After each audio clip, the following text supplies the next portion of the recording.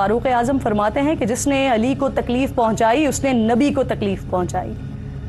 جب میرے اور آپ کے آقائے نامدار سرور کائنات سرکار دو عالم محمد مصطفیٰ احمد مجتبیٰ صلی اللہ علیہ وآلہ وسلم نے فرمایا کہ جس کا میں مولا اس کا علی مولا، تو حضرت عمر فاروق اٹھے اور فرمایا کہ علی آج سے آپ میرے مولا ہیں۔ ذوالنورین حضرت عثمان غنی رضی اللہ تعالیٰ عنہ کے پاس کوئی سوال لے کر آتا تو فرماتے کہ اس کا جواب نہیں ہے میرے پاس، جاؤ جا کے علی سے پوچھو۔ ہر خلیفہ ہر صحابی مولا علی کی موجودگی پر فخر کرتا ہے۔ منافق اور مومن کی پہچان تھے حضرت علی۔